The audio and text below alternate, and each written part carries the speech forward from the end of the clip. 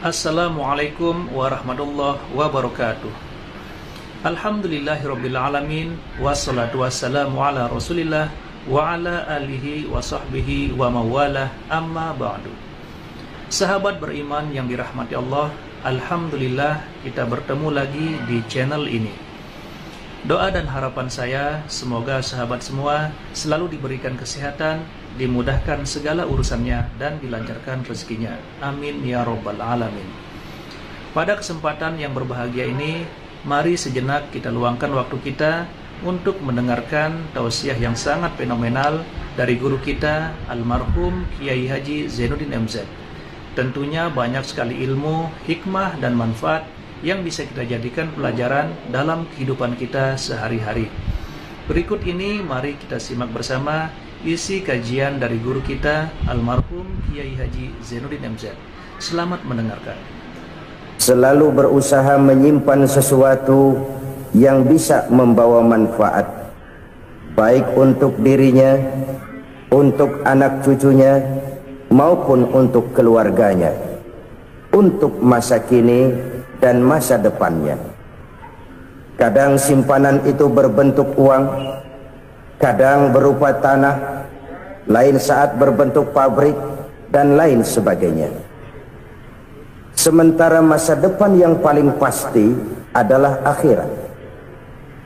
Jika untuk masa depan dunia kita rela memeras keringat, membanting tulang, pergi pagi dan pulang petang, menyimpan uang, menyimpan tanah, menyimpan pabrik, pernahkah kita merenung jika satu saat kiamat datang, kita dibangkitkan dari kubur masing-masing, berdiri di padang mahsyar untuk mempertanggungjawabkan seluruh kegiatan hidup kita di dunia ini, lalu kita akan menuju ke alam akhirat? Sudahkah kita mempunyai simpanan untuk akhirat kita? Pada pertemuan kali ini saya ingin menyampaikan sebuah hadis di mana Rasulullah sallallahu alaihi wasallam bersabda, arba'un min kanzil jannah. Simpanan sorga ada 4 macam. Yang pertama, ikhfa'us sadaqah, menyembunyikan sedekah. Saudara-saudara kaum muslimin, sebagaimana yang kita maklum bahwa Allah subhanahu wa ta'ala melebihkan sebagian rezeki dari kita terhadap yang lain. Ada yang kaya, ada yang setengah kaya, ada yang miskin, ada yang setengah miskin, dan selanjutnya. Ada yang gajinya kecil tapi penghasilannya gede. Ada yang penghasilannya gede tapi nggak punya gaji. Ada juga yang memang gajinya gede dan penghasilannya gede. Kelebihan rezeki merupakan sunnatullah dan tidak harus membuat kita merasa lebih dari yang lain. Bahkan sebaliknya, kelebihan itu harus membuat kita ringan tangan untuk menolong mereka yang memang memerlukan pertolongan. Kalau saudara diberikan ilmu, maka pertanyaan akhirat cuma satu: ilmumu kau amalkan untuk apa? Kalau saudara diberikan umur yang panjang, pengadilan akhirat juga bertanya satu: umurmu kau habiskan di mana? Tapi kalau saudara diberikan harta, pengadilan akhirat akan bertanya dua: hartamu kau dapat dari mana? Kau belanjakan kemana? Dari mananya ditanya, dan kemananya juga ditanya. Oleh karena kita akan dimintakan pertanggungan jawab, maka amanah yang bernama harta ini harus kita gunakan dengan sebaik-baiknya. Ada penggunaan yang merupakan kewajiban, itu zakat namanya. Ada penggunaan yang sewaktu-waktu, itu infak namanya. Ada yang lebih sewaktu-waktu lagi, dan itu sedekah namanya. Zakat dia terikat oleh haul dan nisab, oleh putaran batas waktu dan ukuran dari harta itu sendiri. Sedangkan infak terikat oleh situasi dan kondisi perekonomian seseorang. Sedangkan sedekah tidak terikat dengan apapun. Dalam kondisi seperti apapun kita bisa melakukan sedekah dengan yang terkecil sekalipun. Sampai-sampai Rasulullah sallallahu alaihi wasallam mengajarkan, la tahqiranna minal ma'rufi syai'an walau an talqa akhaka biwajhin talik. Atau ada hadis, tabassumuka fi wajhi akhika laka shadaqah. Senyumanmu kepada temanmu adalah sedekah. Jadi untuk melakukan sedekah tidak harus dalam berbentuk uang. Dengan ilmu kita bisa sedekah, dengan tenaga kita bisa bersedekah, dengan pikiran kita bisa bersedekah, bahkan senyum kepada teman itu pun sedekah. Jadi kalau sedekah dengan uang memang belum punya uang, nyengir aja banyakin.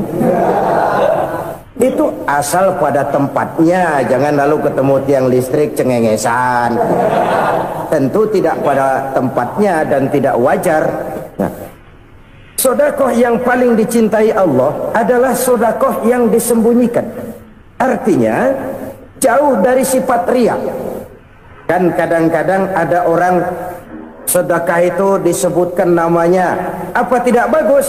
Kalau memang niatnya ikhlas, ya bagus-bagus saja. Untuk memberikan sugesti kepada yang lain.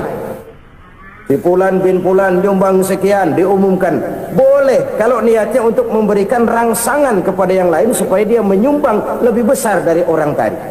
Tapi kalau itu mendatangkan riya, maka sedekah yang paling dicintai Allah adalah sedekah yang disembunyikan.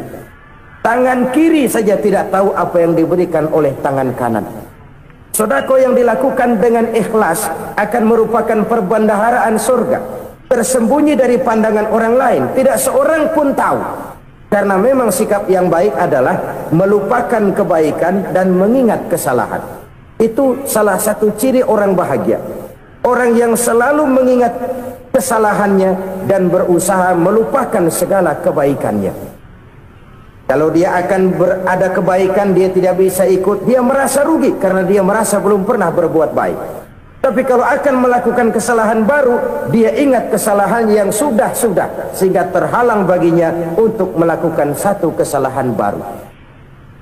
Demikianlah saudara-saudara, bahwa Allah melebihkan rizki sebagian kita dari yang lain, agar terjadi tolong-menolong dalam kehidupan ini.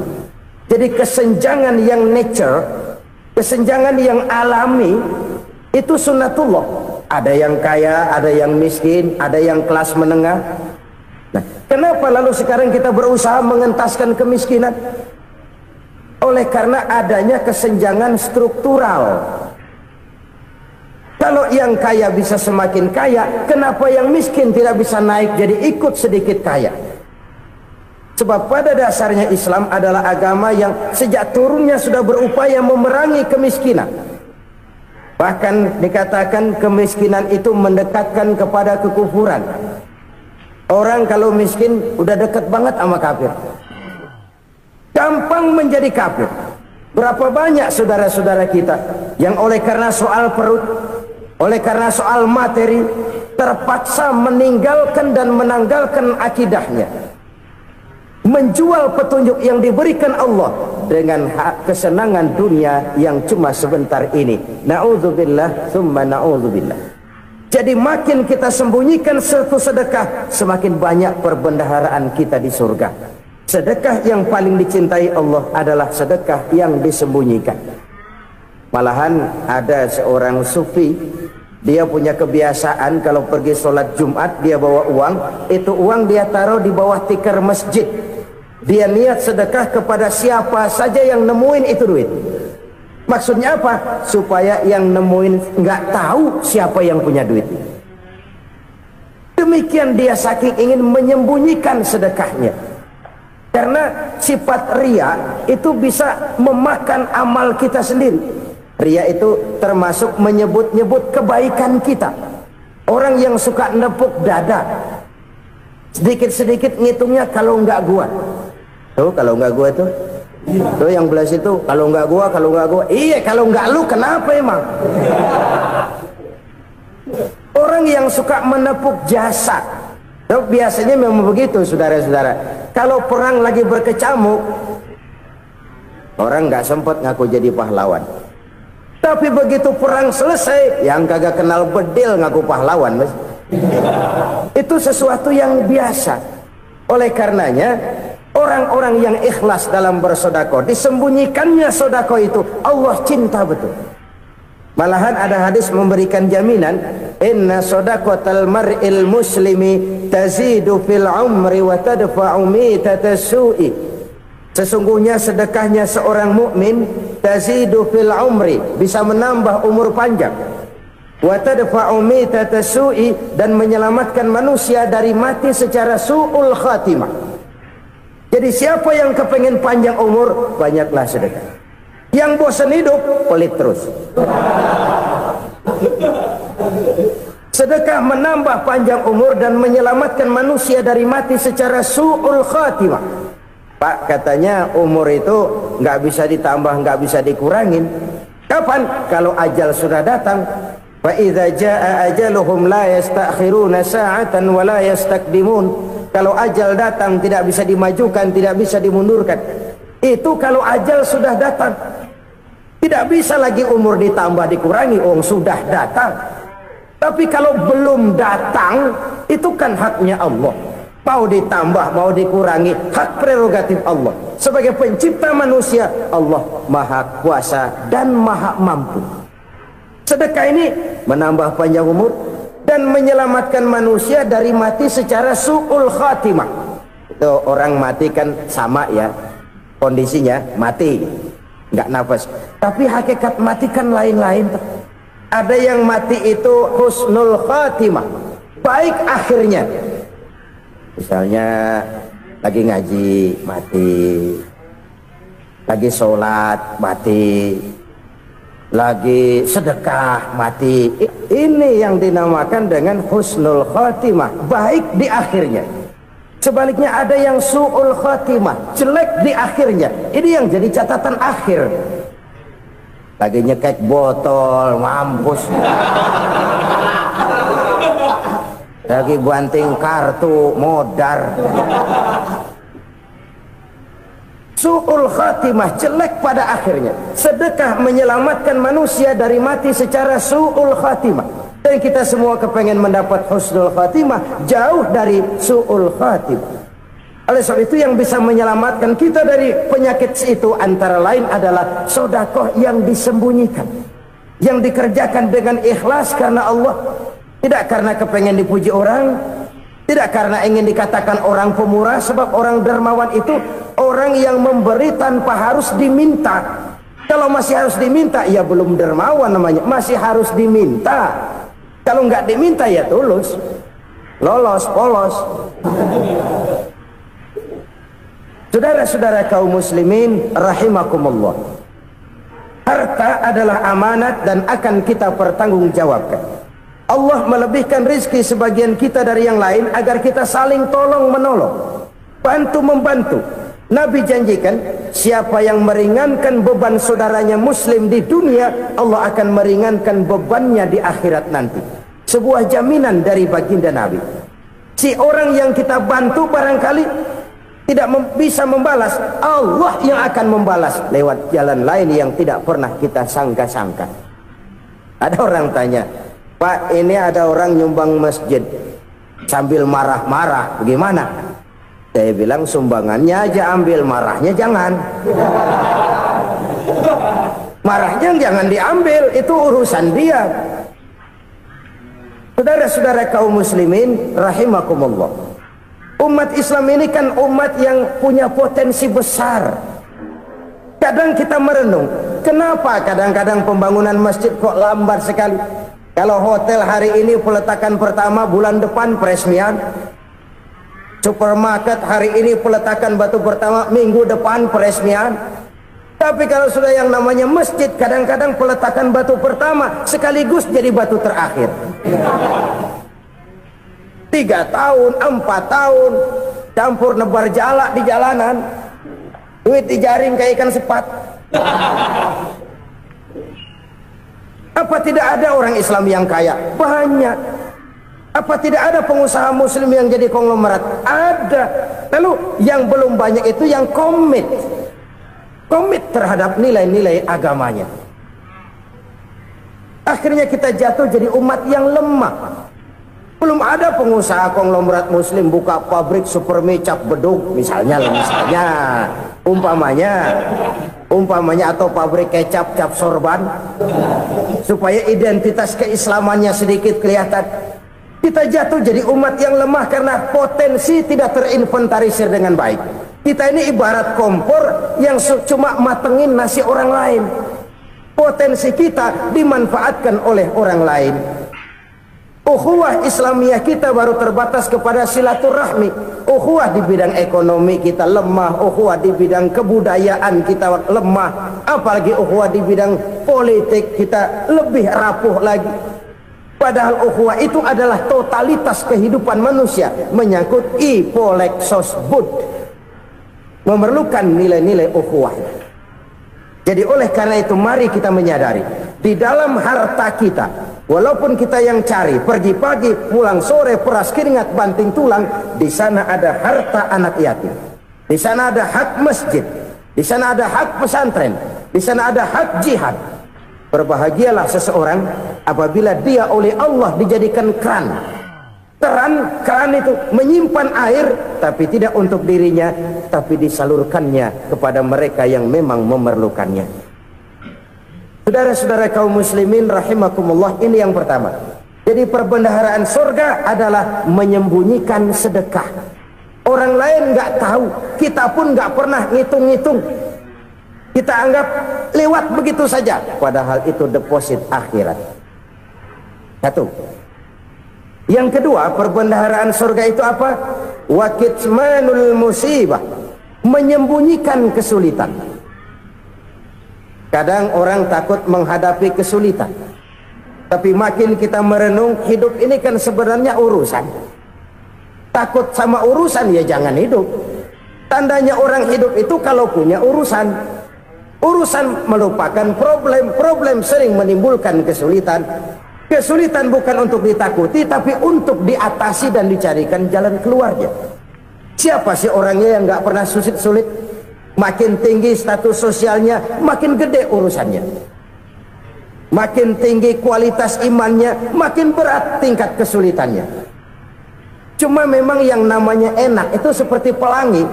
Biang lala itu nggak pernah di atas kepala kita, di atas kepala orang melulu. Lo sih enak lo, kata kita. Dia juga bilang yang enak kan lo. Pelangi itu nggak pernah di atas kepala kita. Kata tukang beca, aduh enak ya naik Mercy. Kata tukang beca, apa yang di dalam mobil Mercy? Aduh enak bener tukang beca, di jok ngeringkuk ngorok pules bener. Saya kamar pakai AC sejuk, tempat tidur sutra empuk, alga spring bed, kulak kulik nggak bisa pules kalau belum minum Valium, belum tidur. Enak bener tukang beca, di jok ngorok nggak tahu wetan kulon. Si tukang beca bilang yang di Mercy enak, yang di Mercy bilang tukang beca enak. Inilah enak, nggak pernah di atas kepala kita, di atas kepala orang lain melulu enak itu. Nah saudara-saudara, yang merupakan perbendaharaan surga itu orang yang bisa menyembunyikan kesulitan, baik pribadi ataupun rumah tangga. Nih terutama rumah tangga yang jadi soalnya. Kadang-kadang kita ini kalau senang, sebaliknya kalau senang kita diam, kalem aja, cuek. Banyak banget duit kita bawaan, diam aja udah. Malah ketemu orang takut. Tapi begitu susah, sekampung tahu. Padahal Nabi mengajarkan perbendaharaan surga itu menyembunyikan musibah, menyembunyikan kesulitan. Kalau enak, cerita sama orang-orang. Kalau nggak enak, rasain sendiri, tekan sendiri, atasin sendiri. Kita kan sebaliknya, tenang kita diam, asal lagi susah, paling tidak kita nyari teman buat cerita kesusahan. Siapa orangnya yang nggak pernah susah? Cuma soalnya bagaimana kita mengatasi kesusahan itu sendiri. Begitu juga misalnya kalau orang sudah berumah tangga, itu orang tuanya harus menjadi tempat dia cerita yang enak-enak saja. Yang nggak enak rasain berdua, selesaikan berdua, atasin berdua. Jangan dibalik. Asal senang diam, giliran susah saja. Maknya laporan. Terbalik. bisa menjaga security informasi. Maka nama bayam keluar diam, malah seluitan. Enak amat lo makan daging ayam. Security informasi. Saudara-saudara kaum muslimin rahimakumullah, ujian yang terberat itu yang pernah diberikan kepada para nabi, para rasul, para aulia, para ulama. Makin tinggi keimanan, makin berat bentuk kesulitan. Ayo saya kemukakan satu contoh saja. Ada seorang nabi yang kaya, nabi kaya, namanya Nabi Ayub. Iblis kalau orang begini kan keki, ibadahnya rajin, kaya. Nih yang kayak begini susah digodain. Kalau ibadahnya rajin, miskin, enggali bisa disogok. Sini imannya mantap, ibadahnya rajin, kaya, nabi lagi. Oh, tapi namanya iblis nggak kurang akal. Laporan, Tuhan, kenapa Les? Ya ini bahasa saya, bahasa Qurannya sih nggak gitu. Itu hambamu yang namanya Ayub, dia rajin ibadah cuma karena dikasih kaya aja. Coba kasih miskin dia, berhenti dia sembahyang. Ah, kamu bisa aja. Saya tahu Ayub itu hambaku yang ikhlas. Saya buktiin Tuhan, silahkan. Dibuktiin lah, iblis turun ke alam ini. Yang mula-mula dia lakukan, dia rusak sawah ladang Nabi Ayub. Dia binasakan binatang ternak Nabi Ayub.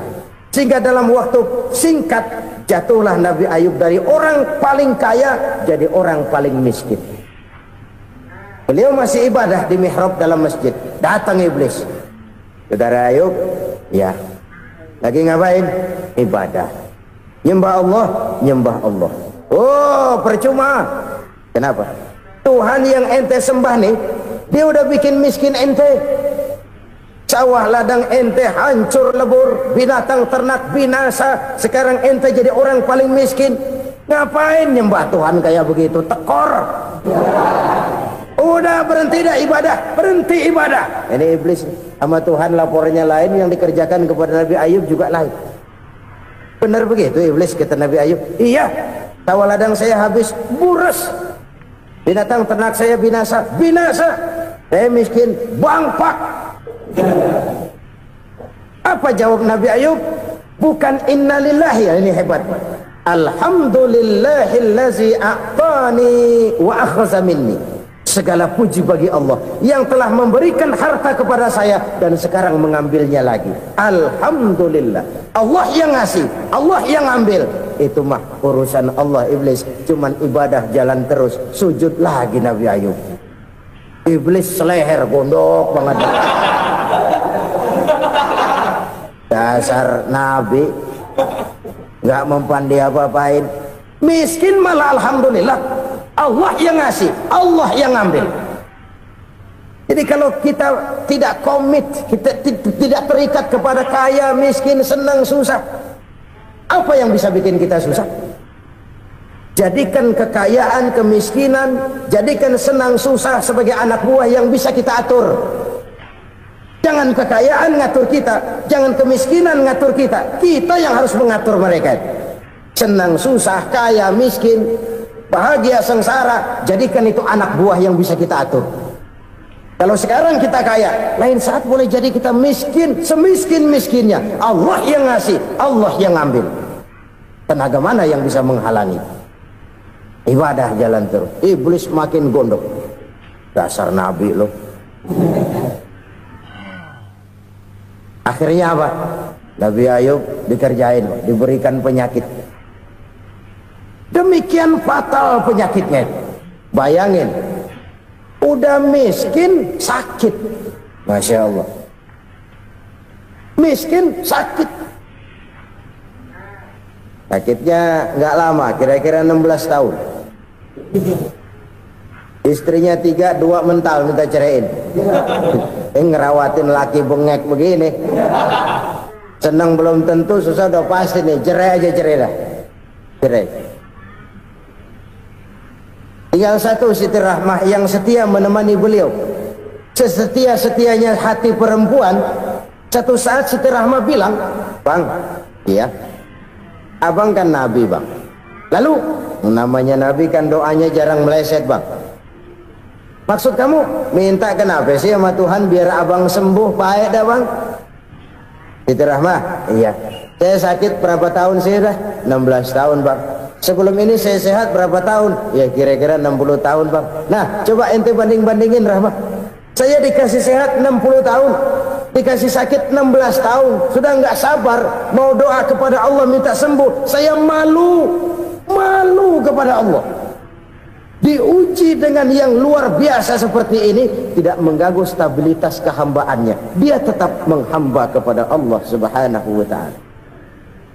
Saudara-saudara kaum muslimin rahimakumullah, kunci menghadapi kesulitan itu apa? Allah jelaskan dalam satu ayat, wa basyiris sabirin alladzina iza asabathum musibah qalu inna lillahi wa inna ilaihi raji'un.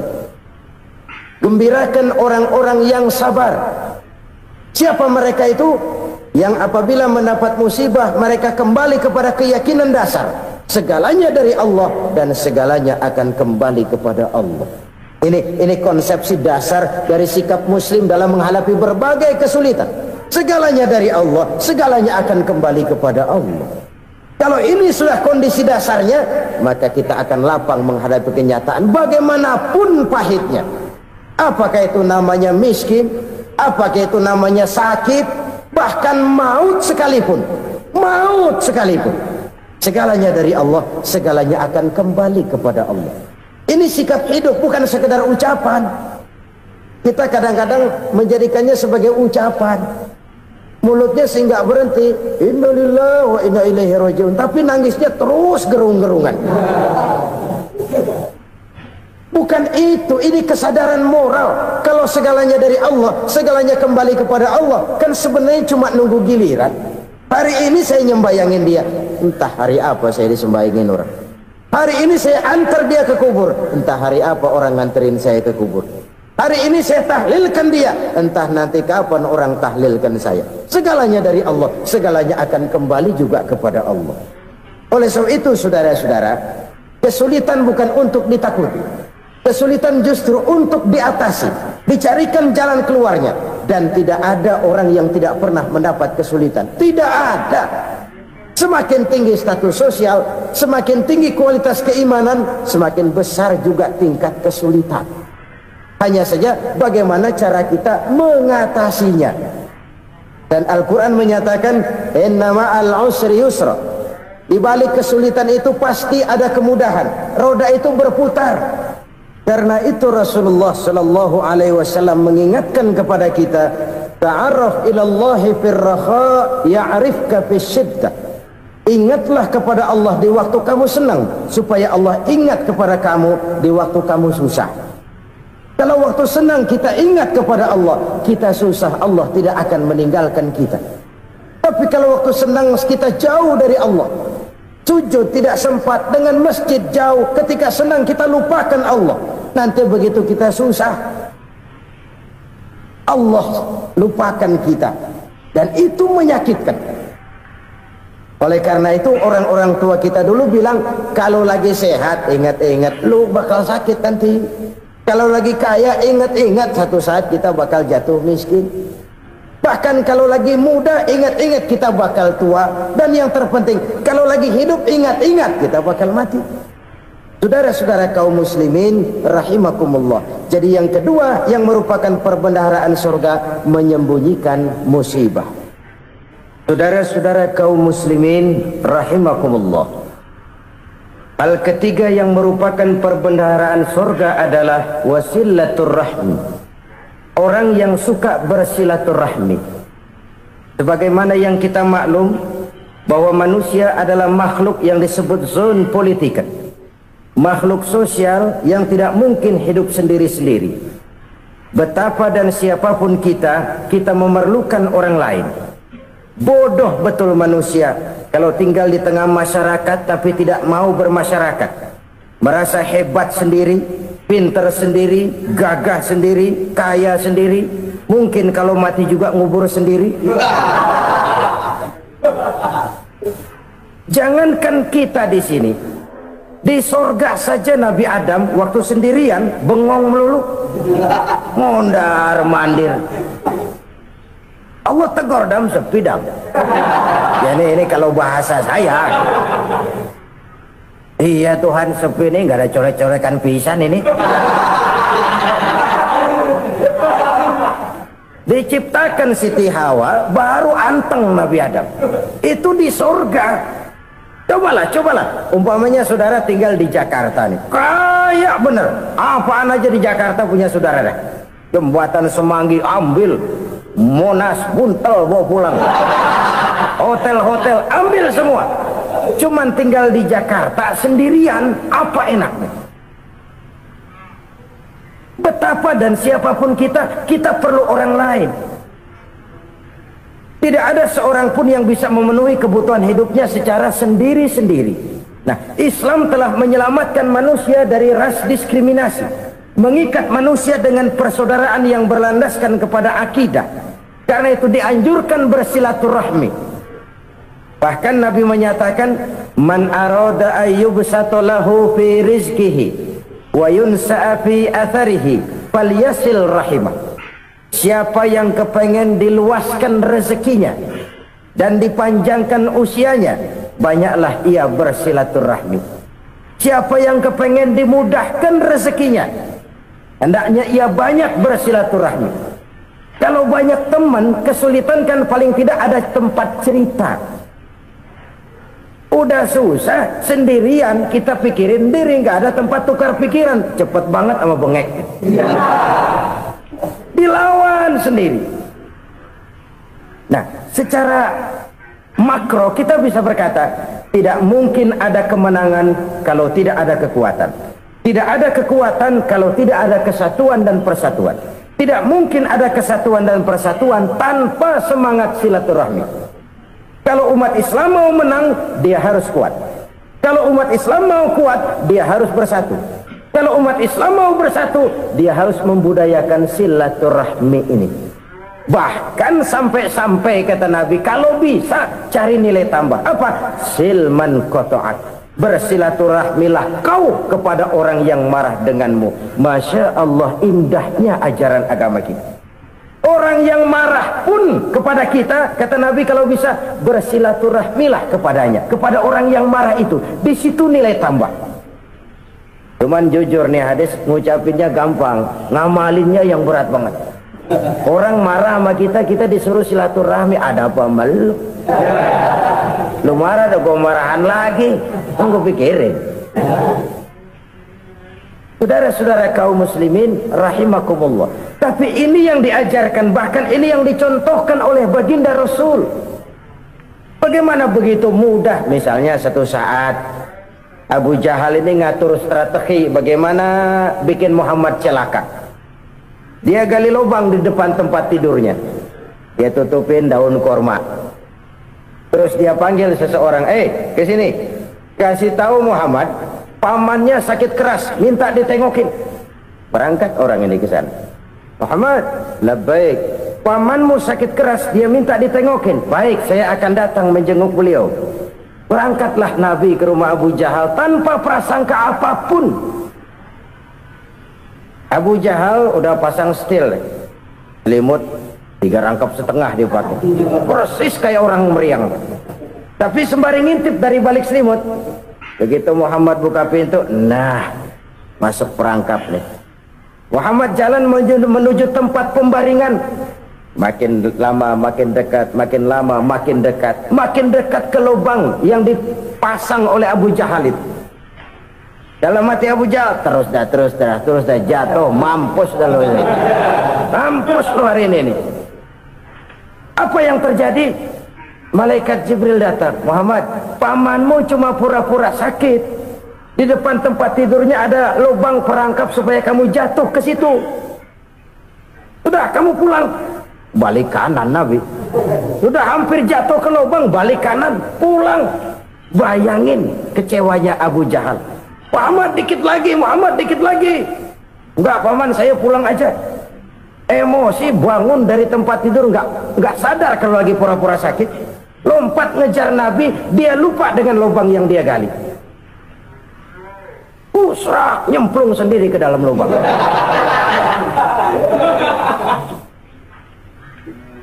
Nabi terus berlalu. Ini terjadi keanehan. Jatuh ke lubang yang dia gali itu sebenarnya nggak terlalu dalam ya, antara 3-4 meteran lah. Tolong saya jatuh ke lubang ini. Datanglah pelayan-pelayannya itu. Angkat saya dari sini. Oh, yang ngulurin tambang. Satu gulung, belum juga nyampe itu tambang. Kurang beli lagi ke warung. Sambung, ulur lagi, nggak juga bisa sampai. Wah, ini kerjaan Muhammad ini. Tolong, siapa salah seorang kamu ke rumah Muhammad, kasih tahu encangnya kecebur. Minta ditolongin. Sampaikan kepada Rasul. Kenapa? Pamanmu jatuh ke lubang, Muhammad minta tolong diangkatin. Tambang udah nyambung-nyambung nggak nyampe juga. Ya, nanti saya datang, saya tolong. Cobain. Nyata-nyata orang berniat jahat mau mencelakakan dia. Datang dia menolong. Ini yang disebut air tuba dibalas air susu ya ini. Bukan sebaliknya.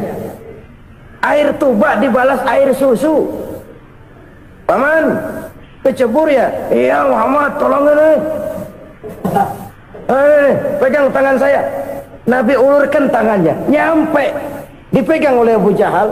Diangkat ke atas. Sampai atas. Apa kata Abu Jahal? Sihirmu memang hebat Muhammad. Udah ditolongin dikata sihir. Yang enak kita kemplang kan itu orang begitu. Urusan apa? Tapi inilah akhlak. Kalau bisa kamu bersilaturahmilah dengan orang yang marah kepadamu sekalipun. Orang marah kita tetap baik. So, kalau kita berbuat baik sama orang yang memang baik, rasanya sih biasa-biasa aja. Orang baik kita baik lagi, ya draw aja, belum ada nilai tambah di situ. Baru ada nilai tambah kalau kita bisa berbuat baik kepada orang yang nyakitin kita.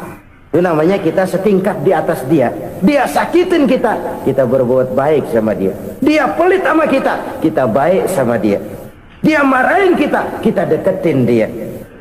Di situ kita punya nilai tambah. Jadi siapa yang ingin diluaskan rezekinya, kata Nabi, dan dipanjangkan umurnya, hendaklah ia banyak-banyak bersilaturahmi. Sederhana sebenarnya silaturahmi, tapi silaturahmi membangkitkan semangat kesatuan dan persatuan. Kesatuan dan persatuan melahirkan kekuatan. Dalam matematika 1 ditambah 1 pasti 2. Tapi di tengah masyarakat 1 orang takut ditambah 1 orang takut, hasilnya jadi 2 orang setengah berani. Kenapa setengah berani? Karena udah berdua. Tadi pan takut sendirian. Kalau dia kumpul turu-turu takutlah jadi berani. Kita yang lemah, kita yang tidak berdaya, kita yang miskin, kalau mau kompak bersatu, apa yang nggak bisa kita kerjain? Apalagi tinggal di kota besar, pilihan cuma 2, bertahan atau minggir. Bertahan atau minggir. Untuk bisa bertahan harus mampu bersaing. Untuk mampu bersaing harus punya keahlian. Keahlian harus ditunjang dengan pendidikan, ditambah oleh kekompakan sebagai umat. Udah miskin mencar mulu, orang injek gitu. Orang nggak pandang urusan apa yang malu. Oleh karena itu silaturahmi pada hakikatnya merupakan roh dari ukhuwah yang diajarkan oleh agama kita. Bagaimana Islam menyelamatkan masyarakat manusia dari ras diskriminasi, mengikat manusia, dan tidak ada persaudaraan yang lebih indah selain persaudaraan yang diikat dengan nilai-nilai akidah. Sepanjang orang di jalan Allah, itulah saudara kita. Keluar dia dari jalan Allah, selesailah persaudaraan sampai di situ. Karena itu, kalau ingin menyimpan sesuatu di surga, banyaklah bersilaturahmi. Datang ke rumah ini, datang ke rumah itu, dan lain sebagainya. Itu simpanan kita di akhirat nanti. Ini yang ketiga. Saudara-saudara, yang keempat, perbendaharaan surga itu apa? Wa qawlu la hawla wa la quwwata illa billah. Ucapan la hawla wa la quwwata illa billah. Ibadah kan ada yang berat, modalnya besar. Bangun masjid berat, modalnya besar. Bangun rumah sakit berat, modalnya besar. Ada ibadah yang berat tapi modalnya ringan. Misalnya Puasa. Puasa itu berat, mengendalikan nafsu. Kalau sekedar nggak makan nggak minum sih enteng, mengendalikan nafsu itu jihad terbesar. Tapi kan modalnya ringan, cuma niat saja. Ini ibadah berat, modalnya ringan. Ada ibadah yang ringan, modalnya juga enteng. Seperti termasuk ucapan la haula wala quwata illa billah. Tanpa sadar, la haula wala quwata illa billah, nyelengin tuh di surga. Nyelengin, kita nggak terasa nyelengin simpenan akhirat. La haula wala quwata illa billah, nyimpan lagi. Kaget, la haula wala quwata illa billah, nyimpan lagi. Banyak simpenan. Walaupun sebenarnya yang dimaksud di sini adalah kesadaran batin bahwa tidak ada daya dan kekuatan kecuali Allah. Itu intinya. Kita memulai pekerjaan disunahkan baca bismillah, kan begitu? Apa itu? Kesadaran moral bahwa ini saya bisa kerjakan. Saya kerjakan ini dengan menyebut nama Allah. Kenapa? Kalau Allah tidak memberikan daya dan kekuatan, mana mampu saya kerjakan ini. Maka saya kerjakan ini dengan menyebut nama Allah. Bismillah. Kesadaran moral. Manusia hanya wajib berusaha, tapi nggak pernah wajib berhasil. Banyak hal-hal yang kalau kita renungkan secara rasio nggak mungkin, tapi jadi kenyataan. La haula wala quwata illa billah. Tidak ada daya dan kekuatan kecuali bagi Allah semata-mata. Subhanallah, sangat luar biasa apa yang sudah dijelaskan oleh guru kita almarhum Kiai Haji Zainuddin MZ. Sahabat beriman yang dimuliakan Allah, tetaplah di channel ini karena kajian ini belum selesai. Dan masih banyak lagi hal-hal menarik yang akan disampaikan oleh guru kita almarhum Kiai Haji Zainuddin MZ. Maka dari itu mari kita lanjutkan kembali. Selamat mendengarkan. Kesadaran moral akan kelemahan dan keterbatasan makhluk bernama manusia. Kadang kita kagum dengan otak, tapi kita sering lupa sama yang bikin otak. Padahal bagaimanapun hebatnya otak, yang bikin otak pasti lebih hebat dari otak. Nggak percaya, silahkan otak-otakan. Inilah kecenderungan. Kita kagum dengan pesawat-pesawat mutakhir, bukan main besi gede banget terbang itu. Alangkah hebatnya. Lalu apa yang bikin otak tidak lebih hebat dari itu semua? Kita puji laut, apa yang bikin laut tidak lebih hebat dari laut itu? La haula wala quwata illa billah. Tidak ada daya dan kekuatan kecuali Allah. Apa yang bisa kita lakukan kalau tidak karena daya dan kemampuan yang diberikan oleh Allah kepada kita? Lahirlah sikap tawadu, rendah hati, tidak melonjak menjadi angkuh dan sombong, sadar akan kelemahan dan keterbatasan diri sebagai makhluk yang diciptakan oleh Allah Subhanahu wa taala. Jadi satu sisi ini ucapan yang berpahala, la haula, jadi wiridan. Pada sisi lain ini kesadaran moral, sikap mental, kesadaran batin bahwa yang punya daya dan kekuatan itu cuma Allah. Kita nggak pantas untuk sombong, sebab sombong itu pakaiannya Allah. Kita nggak sedang pakai pakaian Allah, kegedean. Dan makin kita renungi, makin terbentur. Apa sih yang bisa kita sombongin? Kita mau sombong apa? Kaya? Pintar? Itu kan semua relatif. Di atas langit masih ada langit lagi. Jadi oleh karenanya, marilah kita menyadari. Manusia hanya wajib berusaha, tapi tidak pernah wajib berhasil. Yang berusaha saja tidak wajib berhasil, apalagi yang tidak berusaha. Islam bukan agama orang pemalas yang selesai sholat lalu enggelohom, enggelenggem ayem-ayem. Tapi Islam bukan agama orang sombong yang setelah berusaha lalu tidak memerlukan Allah. Kita bisa saja bikin proyeksi, tahun sekian kita bakal panen besar menurut perhitungan otak. Tapi ada kejadian lain. Apa? Tikus ngambek. Habis itu dimakanin tikus, panen gagal. Proyeksi rasional gagal oleh tikus-tikus yang ngambek itu. Bisa saja terjadi.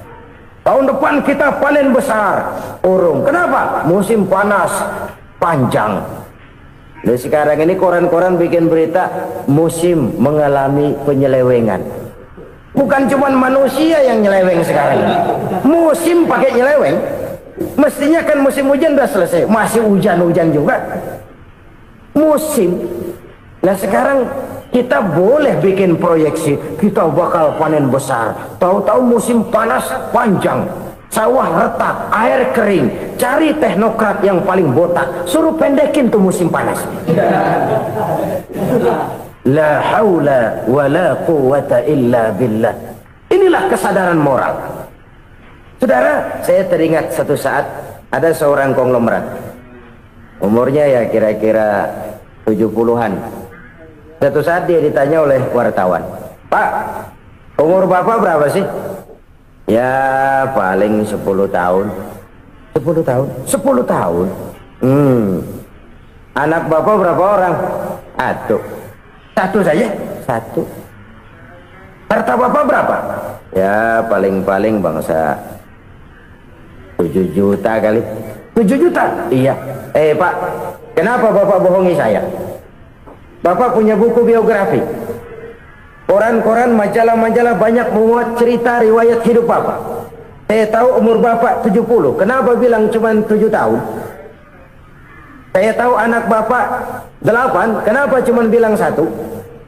Saya tahu harta Bapak miliaran, mungkin triliunan, pabrik di mana-mana, bank di mana-mana. Kenapa bilang uang Bapak cuma 7 juta? Nah, kata si konglomerat tadi, "Kamu benar, Nak, kamu benar. Umur saya kalau jumlahnya memang 70, Nak.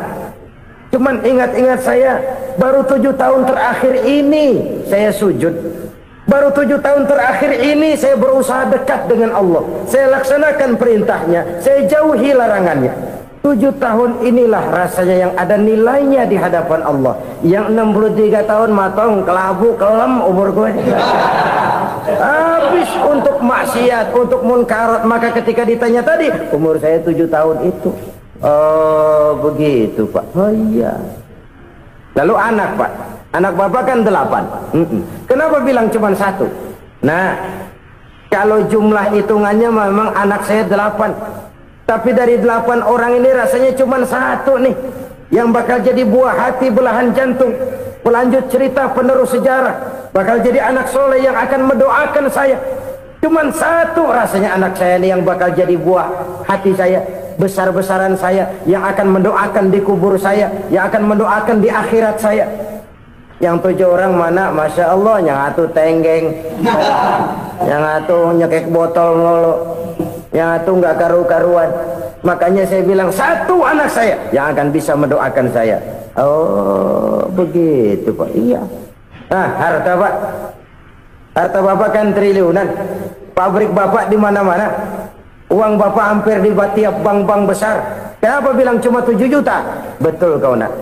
Harta saya kalau jumlahnya memang miliaran, triliunan mungkin. Tapi yang saya ingat baru 7 juta tuh yang saya belanjakan di jalan Allah.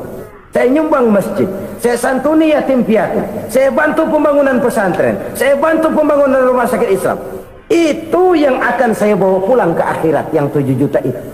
Yang triliunan itu nanti akan diperebutkan oleh anak-anak saya sebagai waris saya.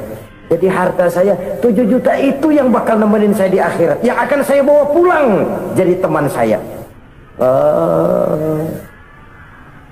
Saudara-saudara kaum muslimin, jangan-jangan orang tua itu adalah kita-kita ini. Jangan-jangan kita-kita ini adalah orang tua itu. Jangan-jangan itu potret dari diri kita masing-masing. Dari sekian umur yang diberikan Allah, berapa tahun yang ada nilainya di hadapan Allah? Dari sekian anak-anak yang merupakan amanah, berapa yang akan mendoakan kita sebagai orang tuanya menjadi anak soleh? Dari sekian banyak harta yang diberikan Allah, berapa yang akan kita bawa pulang menghadapnya nanti, yang kita belanjakan di jalan Allah? Ini sebuah potret kehidupan. Karena itu kita kembali kepada la haula wa la quwata illa billah. Kita wajib berusaha, kita wajib berikhtiar. Selebihnya segala daya dan kekuatan hanya milik Allah saja semata-mata. Satu kesadaran batin dari setiap pribadi muslim. Setelah ia berusaha dan berikhtiar, ia menyerahkannya kepada Allah Subhanahu wa ta'ala. Jadi satu sisi ini merupakan wiridan ucapan yang mengandung pahala, pada sisi lain ini merupakan sikap batin dari seorang muslim di dalam ia menghadapi realitas kehidupan ini. Saudara-saudara kaum muslimin rahimakumullah, kalau ini kita jadikan satu basis kehidupan, maka ini akan menyelamatkan manusia dari kemungkinan tergelincir menjadi orang yang lupa diri dan lupa darat. Sebab itu Imamul Ghazali berpesan, jaddidis safinah fa innal bahra amiq wa khuziz zad fa inna safara ba'id wa khaffifil hamla fa innal hamla sadid. Perbarui selalu kapalmu karena lautan sangat dalam. Bawa bekal yang banyak karena perjalanan ini sangat jauh. Ringankan beban karena kebanyakan beban akan menyakitkan. Alangkah indah kalimat ini, alangkah dalam makna yang terkandung di sana. Perbarui selalu kapalmu karena lautan sangat dalam. Apa artinya ini? Jaga mentalmu baik-baik. Pelihara imanmu baik-baik karena hidup penuh cobaan seperti lautan. Kita kalau berlayar di lautan kan kadang-kadang tenang, angin bertiup sepoi-sepoi basah.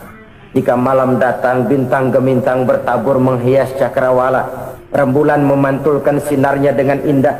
Dalam keadaan begitu berlayar enak. Tapi lain saat ombak menggunung, halilintar menyambar, angin topan bertiup. Berapa banyak sudah saudara-saudara kita yang tenggelam di lautan dunia tanpa sadar bahwa dia belum sampai kepada pantai yang akan dituju. Berapa banyak sudah saudara-saudara kita yang tenggelam di lautan dunia ini tanpa sempat bangkit lagi. Dia menyangka sudah sampai kepada tujuannya.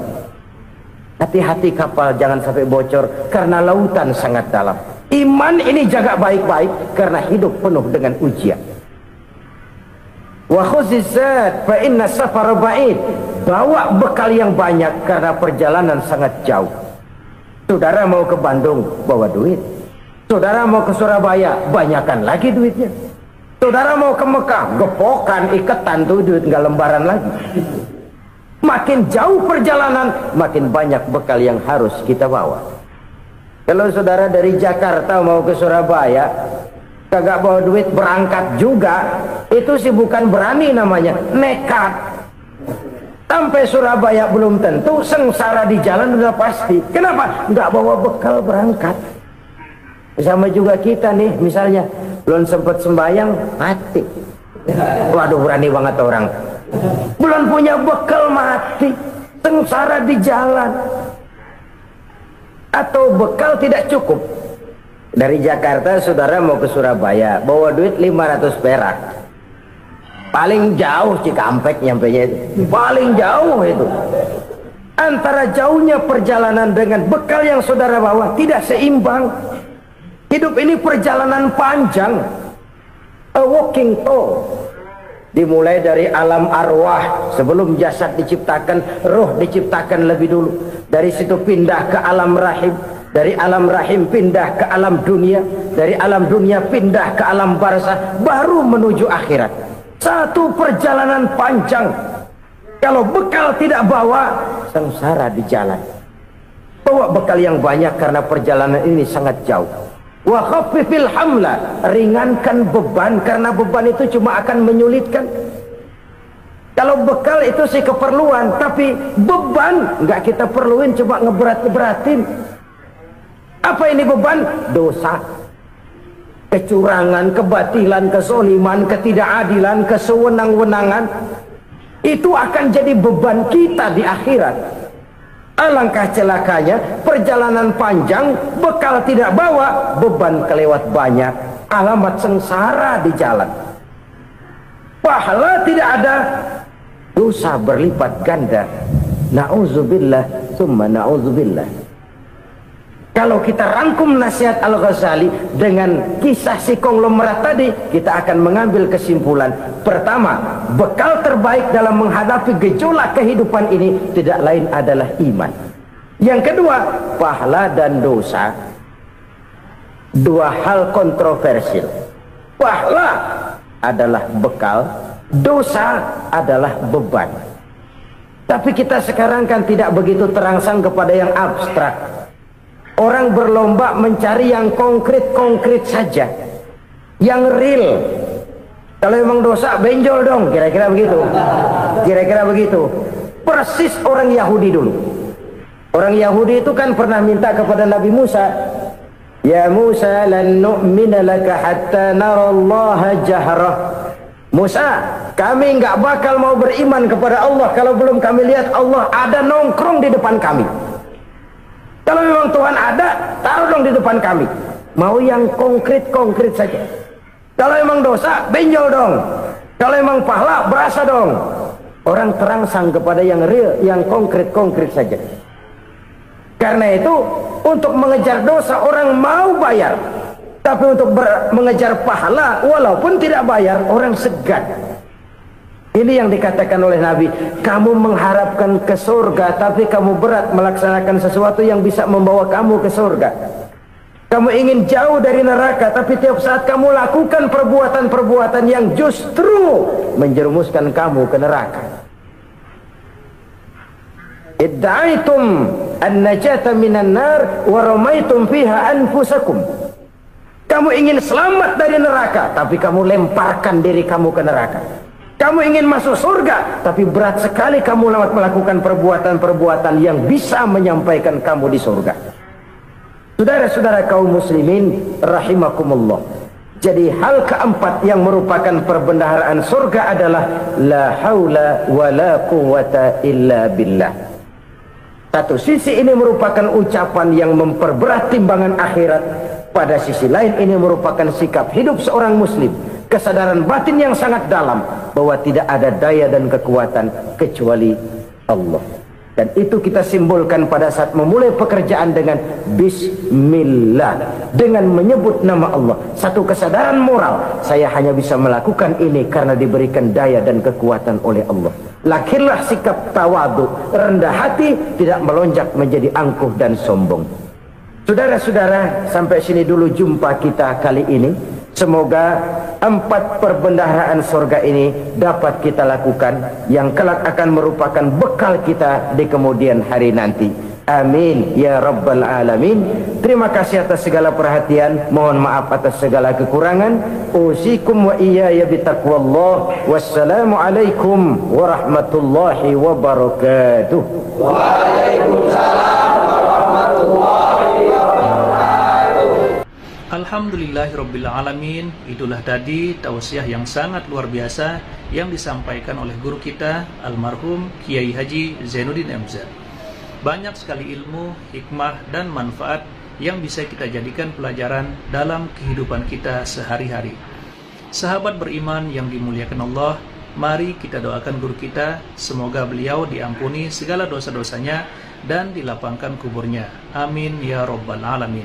Dan buat sahabat semua yang sudah setia menyimak tausiah ini sampai selesai, saya ucapkan terima kasih banyak. Semoga Allah Subhanahu wa Ta'ala senantiasa selalu melimpahkan rahmat dan karunia-Nya kepada sahabat semua, selalu diberikan kesehatan, dimudahkan segala urusannya, dan dilancarkan rezekinya. Amin ya rabbal alamin. Demikian yang dapat saya bagikan, kurang lebihnya mohon maaf. Sampai bertemu lagi di kajian berikutnya. Wabillahi taufiq wal hidayah wa ridha wal inayah. Wassalamualaikum warahmatullahi wabarakatuh. Setelah kita mendengarkan bersama tausiah yang sangat luar biasa yang sudah disampaikan oleh guru kita Al-Makrullah Kiai Haji Zainuddin MZ, mari kita lanjutkan aktivitas kita masing-masing. Semoga apa yang sudah disampaikan oleh beliau bermanfaat untuk kita semua. Dan buat sahabat semua, selamat menjalankan aktivitas. Semoga sehat selalu dan dilancarkan rezekinya. Amin ya rabbal alamin. Assalamualaikum warahmatullahi wabarakatuh.